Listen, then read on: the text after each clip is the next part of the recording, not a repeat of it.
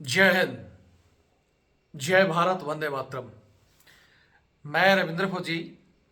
साथियों, एक जवान का कॉल आता है और जवान बताता है कि सर, मेरा सीओ मेरी गलत रिपोर्ट भर रहा है और पिछले 3 साल से मेरे को पागल बनाया हुआ है। यानी जवान का 10 नंबर भरा हुआ है और जवान अभी फिलहाल पिछले 1 डेढ़ साल से सेंटर में है। सेंटर के सीओ साहब कह रहे हैं कि भाई मेरी तरफ से ये साल भर से बढ़िया ड्यूटी कर रहा है, कोई प्रॉब्लम नहीं, जो भी काम मिलता है करता है और मेरी तरफ से फिट है। लेकिन मेरे हाथ में कुछ नहीं है। इनके सीओ साहब इनकी रिपोर्ट भर रहे हैं। इनके यूनिट जो कि इस बंदे से हजारों किलोमीटर दूर फील्ड में बैठी है। अब फील्ड में बैठकर प्रत्येक 6 महीने में सीओ साहब इसका भेज रहा है कि भाई ये अनडिसिप्लिन है, काम नहीं करता, मेंटल है, इस तरह की रिपोर्ट दे रहा है। मतलब सीओ साहब के पास ऐसा कौन सा चश्मा है जो हजारों किलोमीटर दूर से इस बंदे की रिपोर्ट भर देता है बिना देखे ही। पहली बात, आज हम इस पर चर्चा करेंगे। बात यह आती है कि भाई बंदे की मतलब 10 नंबर क्यों भरा गया और ये सेंटर में क्यों है, क्योंकि बहुत से लोग सवाल करेंगे। तो आपको बता दूं कि इसकी जो कहानी है आज से ठीक 4 साल पहले की है। 4 साल पहले ये बंदा, इसका कोई केस हुआ था और वो केस 4 साल चला और कोर्ट ने इसको उस केस से बरी भी कर दिया। और जब ये केस हुआ था उस समय भी मेरी इनके सीओ से भी बात हुई थी। इस बंदे को भी मैंने बताया, देख जरा तेरा जो सिविल में केस है उसका तो मैं कुछ कर नहीं सकता, वो तो भैया सिविल अदालत का जो फैसला आएगा वही होगा, क्योंकि मुझे नहीं पता आप सही हो वो सही हो। हाँ, लेकिन जो सीओ साहब कर रहे हैं वो गलत है। उस समय मेरी इनके सीओ साहब से बात हुई थी जब इनके साथ उस समय 4 साल पहले मारपीट की जा रही थी, बंदे को जबरदस्ती की जा रही थी, गाली गलौज दी जा रही थी। मैंने सीओ साहब को बताया कि साहब ये गलत है, आप इस तरह का ना करें। हालांकि उस समय जो सीओ साहब थे बोले आप इंटरफेयर मत करो, ये हमारी यूनिट का मामला है। तो मैंने उनको एक ही चीज कहा था कि भाई आपकी यूनिट का मामला है और बंदे का कोई बाहर सिविल केस है। जब आप लोग बाहर सिविल में, हमारा फौजी बंदा मार खाता है, इनकी जमीनों पर कब्जा हो जाता है या इनके साथ कोई घटना घट जाती है और जब ये आपको फोन करता है तब तो आप पल्ला झाड़ लेते हो कि नहीं नहीं नहीं जी, हम नहीं कर सकते, आपका सिविल का मामला है, अपने आप निपटो, आपका घरेलू मामला है, हम कुछ नहीं कह सकते। लेकिन उसी मामले के चलते आप बंदे के पास, आपके पास कोई लेटर आ जाता है तो हम क्या करें, हमारे पास तो ऊपर से लेटर आया है। तो ये दोगला व्यवहार क्यों? सैन्य अधिकारी बंदे का सपोर्ट लेने के बजाय उसको टॉर्चर करते हैं। दूसरा इस कहानी का पहलू ये है कि इस बंदे के साथ इस तरह की द्वेष भावना में एक काम क्यों हुआ। तीसरा ये कि अधिकारियों का ईगो, वो उनकी कोई बात ना माने, मतलब इस बंदे को दबाव डाल रहे थे कि तू ये कर ले ये कर ले, और बंदे ने वो गलत चीजें नहीं मानी तो अधिकारियों का ईगो ईगो हर्ट हो गया। उसके वजह से आज 4 साल से इस बंदे को पागल घोषित कर रखा है। इसका मतलब जो रैंक लगना था रैंक नहीं लगाया, इसको सजाएं दी और 10 नंबर भरकर बार बार इसको घर भेजने की धमकी। ये तो मैंने इसका थोड़ा बहुत सपोर्ट लिया था, तो ये बंदा नौकरी कर रहा है। अब इसका कोर्ट से भी क्लीन चिट मिल गई है। अब भी इसके सीओ को अब मैं कहना चाहता हूं कि श्रीमान, अब कौन सही है और कौन गलत है। अब जल्दी से जल्दी इसका जो 10 नंबर है ना, आप उसको हटाकर अब इसको, इसका जो रैंक है और सारी चीजें इसको दो। अन्यथा इस कहानी के जरिए आज मैं उस सीओ साहब का पूरा काला चिट्ठा खोलना चाहता हूं। मैं चाहता हूं इस बंदे की आज मैं पूरी कहानी बताता हूं, कहां से क्या शुरू हुआ था, कैसे इसके साथ मारपीट हुई, कैसे इसकी नौकरी बची। लेकिन मैं इससे पहले आप सबसे एक ही गुजारिश करूंगा कि वीडियो को पूरा देखें। आपके पास भी इससे रिलेटेड कोई चीजें हों तो अपने कमेंट्स और विचार जरूर व्यक्त करें, और इस तानाशाही पर कैसे लगाम लग सकती है उस चीज की भी आप लोग जरूर बताएं। एक चीज यहाँ जरूर कहूंगा मैं, हमारे मोदी जी बाहर बहुत से नियम कानून लेकर आते हैं, कभी दलितों के लिए, ST SC OBC के लिए।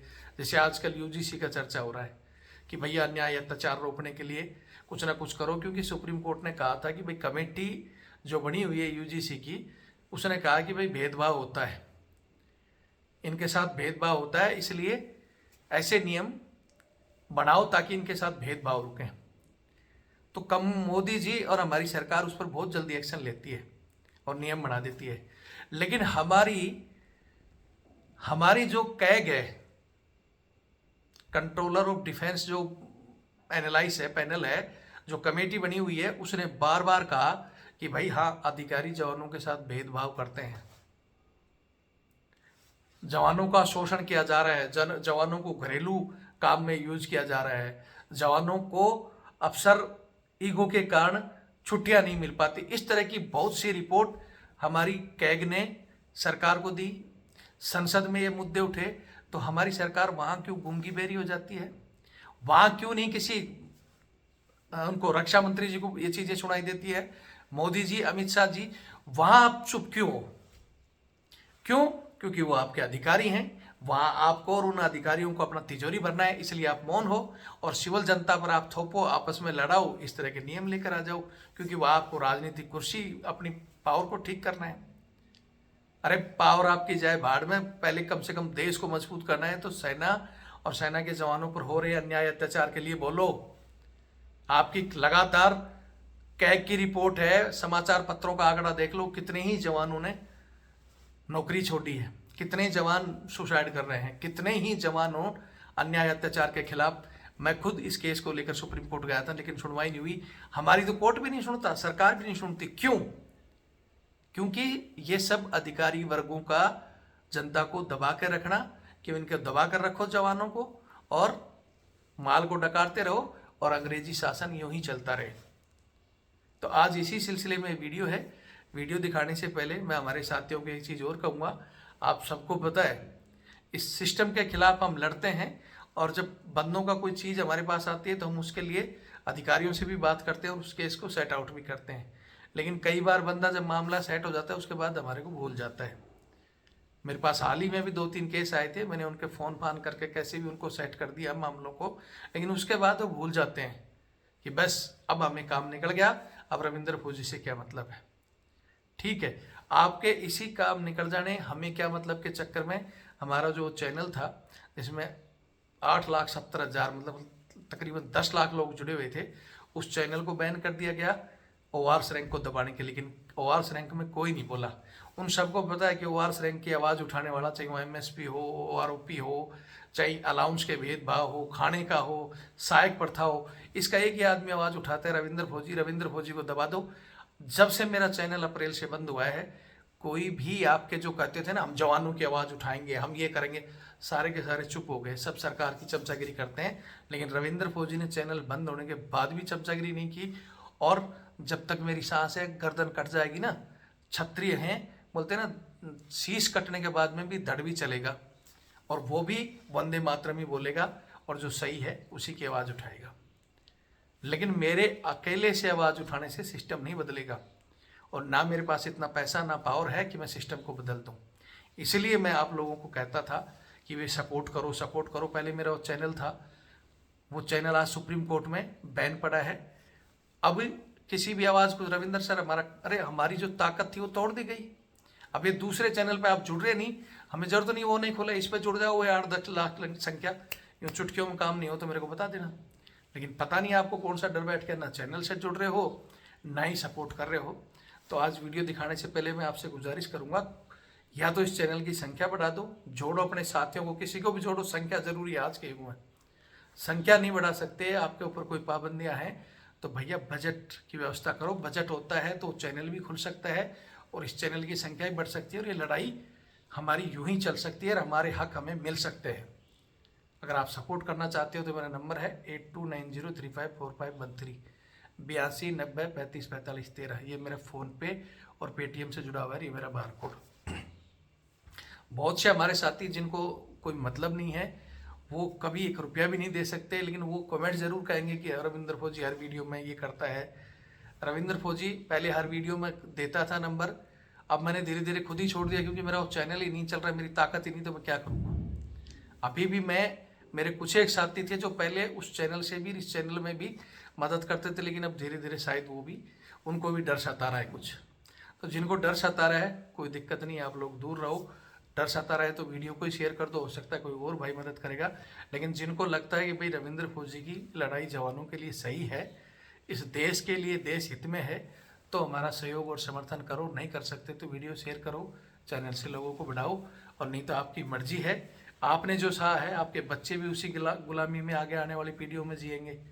पहले हम तो, क्योंकि हमारे पूर्वज नहीं बोले इसलिए हमने भी गुलामी झेली, लेकिन हम उस गुलामी को झेलकर आज लड़ रहे हैं, ताकि वो अन्याय, अत्याचार, वो बूट पुलिस, वो कुत्ता घुमाना, वो इस तरह का 10 नंबर फार्म भरना, तानाशाही करना, ये बंद हो। या तो ये सरकार करे, आप लोग एकजुट आ जाओ, लेकिन जब एकजुटता की बारी आती है, वोट की बारी आती है, तब भी तुम दबा देते हो, बोले नहीं हम तो उन्हीं को देंगे, और फिर बाद में मांगते हो हमें ओआरओपी चाहिए, एमएसपी बराबर चाहिए, हमें अलाउंस बराबर चाहिए। कहाँ से मिलेगा? आपको लगता है कि इस लड़ाई में भागीदारी निभानी चाहिए तो निभाओ अपनी इच्छा अनुसार, कि भाई महीने में मैं इस चैनल के लिए 100-500 रुपये खर्च कर सकता हूँ, तो डोनेट करो। और डोनेट करोगे, हमारे पास बजट होगा, तो मैं फिर कह रहा हूँ कि वो हमारा वो चैनल भी खुलेगा, और ये चैनल भी बड़ा हो सकता है और हमारी आवाज़ डायरेक्ट सरकार तक पहुँचेगी। लेकिन आपको बहुत से लोग, रविंद्र फौजी कुछ नहीं करता है, इस तरह की बातें कर करके आपको तोड़ रहे हैं। लेकिन आपके दिमाग में खुद आना चाहिए कि अगर रविंद्र फौजी कुछ नहीं करता तो रविंद्र फौजी के चैनल को हिंदुस्तान में बैन करने की इनको जरूरत क्या पड़ती है, अगर मैं कुछ कर ही नहीं रहा था तो। ठीक है, मैंने बहुत कुछ किया है और बहुत कुछ कर सकता हूँ, अगर आप लोग सपोर्ट दोगे तो, और नहीं तो आप लोगों की मर्जी है। वीडियो देख के शेयर करें। मैं इस बंदे की कहानी आपको बता देता हूँ। 2022 के लगभग, 21-22 के लगभग इस बंदे के ऊपर एक आरोप लगता है, एक लड़की का। वो इसके ऊपर रेप केस लगाती है कि भाई ये बंदा मेरे साथ शादी का झांसा देकर रेप कर रहा था। पुलिस केस बन जाता है और पुलिस भी इसके बंदे के पीछे पड़ी रहती है, और लड़की लेटर डाल देती है आर्मी हेडक्वार्टर में सीओ को, तो हमारी फौज भी इसको मान लेती है दोषी, क्योंकि केस ही ऐसा था। लड़की का केस तो हिंदुस्तान में पता ही है, झूठा है सच्चा कैसा माना जाता है। हालांकि हम नहीं कह सकते झूठा है सच्चा, भगवान जाने या कोर्ट ने जो फैसला दिया वो जाने। लेकिन इस बंदे के साथ उस समय जबरदस्ती शुरू हो गई कि भाई तू या तो उससे शादी कर, नहीं तो नौकरी छोड़ के चला जा। अभी बंदा अपनी जगह सही था, इसने बोला सर मैंने ऐसा कुछ किया ही नहीं, वो झूठा आरोप है और वो जबरदस्ती शादी करना चाहती है, ऐसा कुछ नहीं है, ऐसा कुछ नहीं है। उसके बावजूद इसके साथ मारपीट, जबरदस्ती, आपको पता है अधिकारियों वाली। तो उस समय इस बंदे ने मेरे को बताया, उस समय इनके अधिकारियों से मेरी बात हुई कि भाई आप अगर बाहर बंदे का सपोर्ट नहीं ले सकते, आप बाहर के मामलों को जब सिविल का बोलते हो कि हमें मतलब नहीं सिविल का मामला है, तो आप क्यों सिविल मामले में हस्तक्षेप कर रहे हो जबकि इसका केस न्यायालय में है। हालांकि उस एक वीडियो भी बनाया था और मैंने बात भी की, उसके बाद मारपीट इससे बंद हो गई कि ठीक है जी जो कानूनी कार्रवाई बनती है हम करेंगे। मैं बोला ठीक है करो। तो उस समय कुछ दिन तो ये मामला रुक गया, बंदे ने भी सोचा कि भाई मामला ठीक हो गया। हालांकि मैंने बंदे को कहा था कि सिविल का केस है, मैंने भी कहा था कि भाई सेट आउट कर ले, कोशिश कर ले, नहीं तो मुश्किल हो जाएगा, नौकरी उसमें कोई नहीं बचा पाएगा। चलते चलते बंदा छुट्टी गया, पुलिस ने इसको गिरफ्तार कर लिया, 1 महीने ये जेल में चला गया। तब भी हमारी बात हुई सर कुछ करो करो, हम कुछ नहीं कर सकते। मैंने ये कहा कि हम आपको रास्ता बता सकते हैं, इसकी जमानत के लिए लगाओ, सबसे पहले जमानत कराओ और फिर केस ऊपर अदालत में डालो। 1 महीने में इसकी जमानत हुई, वापस नौकरी पे। वो तो पहले ही तैयार बैठे थे, अब तो ये जेल काट का आ गया, अपराधी साबित हो गया, जबकि निचली अदालत ने साबित किया था इसका केस ऊपर अदालत में डल गया था, हाई कोर्ट में। लेकिन उन्होंने आने के बाद, और कुछ बंदा भी डर गया, हमारे को भी नहीं बता पाया, और आने के बाद कुछ दिन बाद में इसको डरा धमका के और नहीं माना तो इसका 10 नंबर भर दिया। तब से ये 10 नंबर में ही चल रहा था, इसका रैंक आने वाला था, रैंक भी नहीं दिया क्योंकि ये तो अपराधी है। मैं कहना चाहता हूं कि अगर बंदे पर झूठे आरोप लगे, जो कि अब 2026 में, अभी इसी जनवरी में 2026 में इस बंदे को हाई कोर्ट से क्लीन चिट दे दिया कि भाई ये दोषी नहीं है, केस झूठा पाया गया। लेकिन इस दौरान 2022, 23, 24, 25 में, मतलब इसके साथ सीओ साहब ने इसका 10 नंबर भर दिया। 10 नंबर भर कर इसको प्रताड़ित किया, पूरी इसकी मतलब हालतें ख़राब की। इसका रैंक आना था, उसमें प्रमोशन भी नहीं दिया, नहीं 10 नंबर है और तेरा तो ये केस है, ऐसा कहकर इसके साथ मतलब एक तरह का भेदभाव हुआ। उसके बाद इनकी यूनिट हाईएलटी में चली गई और ये आ गया सेंटर में। प्रत्येक 6 महीने में वहाँ से बैठे वो अधिकारी इसकी रिपोर्ट भरते रहे, वही अनडिसिप्लिन, कोई काम नहीं करता, ये अनडिजास्टर, इस तरह की रिपोर्ट 6-6 महीने में जो भरी जाती है वो भरते गए कि भाई इसको घर भेजना है किसी भी तरह। और अभी भी कुछ दिन पहले इसकी ऐसी ही रिपोर्ट भेजी गई थी। अब हाई कोर्ट से इसको क्लीन चिट मिल गई।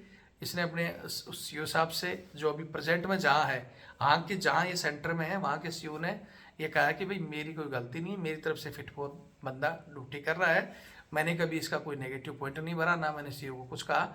उस सीओ से जवाब मांगो कि उसने क्यों भरा। अब आज उससे क्या जवाब मांगे कि भाई आप वहाँ बैठकर हजारों किलोमीटर दूर से कौन सा चश्मा लगाकर इसकी रिपोर्ट भर रहे थे। वो चश्मा सिर्फ और सिर्फ ईगो का, बल्कि एक सीओ चला गया, दूसरा चला गया, तीसरा सीओ, क्यों? क्योंकि वो आगे उसको फॉरवर्ड करता रहा कि भाई ये बंदा ऐसा है और इसका ये है, इसको भेजना ही है। मतलब उनकी बात वो लोग मानते रहे, किसी ने ये फीडबैक नहीं लिया।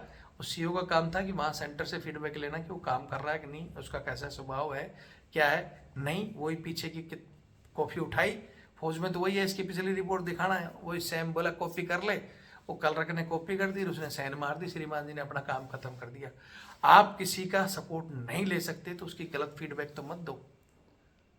मैं अधिकारियों से यही निवेदन करूंगा, अब तक जो हो गया हो गया, अब इसके फेवर में पक्ष आ गया। बंदा हालांकि चाहे तो अपने अवमानना के लिए किसी के लिए इन अधिकारियों पर केस डाल सकता है, लेकिन अभी भी बंदे ने कहा, मैंने भी कहा यार जो बीत गया, हालांकि कुछ माहौल ही ऐसा था, उनकी भी मानो, लेकिन अब उनके सीओ साहब को चाहिए कि वो इसकी रिपोर्ट को ठीक करें, इसको फिट फॉर घोषित करें और इसका जो रैंक है वो दिया जाए।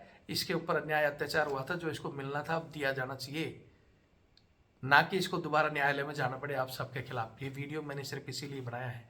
इस बीच में इसने डॉक्टरों की भी कहानी बताई थी कि डॉक्टरों ने बोला कि यार वैसे तो तू फिट है, लेकिन हम क्या करें, जो सीओ की रिपोर्ट आती है उसके आधार पर हमें 10 नंबर बढ़ना पड़ता है, अगर इसी तरह आता रहा तो तू घर भी चला जाएगा। ये तो शुक्र है भगवान का कि 4 साल में वहाँ से आ गया, नहीं तो अदालतें इतनी लंबी चलती है, वहाँ से तो पता नहीं कब आता, लेकिन ये फौज से निकाल दिया जाता। तो मैं माननीय मोदी जी से एक बार फिर रिक्वेस्ट करूँगा और आप लोगों को कहूँगा कि इस वीडियो को हमारे माननीय प्रधानमंत्री जी तक जरूर पहुँचाएं कि आपको बाकी सबका दर्द दिखाई देता है, इन जवानों को नहीं दिखाई देता। मिठाई खिलाने से जवान का दर्द कम नहीं होता। जो आपकी कैग की रिपोर्ट है, आपके और समाचार पत्रों में देखो, आप अलग से पूर्व सैनिकों का सम्मेलन लो और उनसे पूछो कि क्या ये इंसानियत है। आज 50-60 हज़ार लेने वाला जवान जिसको सिविल सर्वेंट की तरह घरेलू काम कराए जा रहे हैं, उससे कुत्ता घुमाया जा रहा है, मैडम बच्चों की सेवा की जा रही है उससे।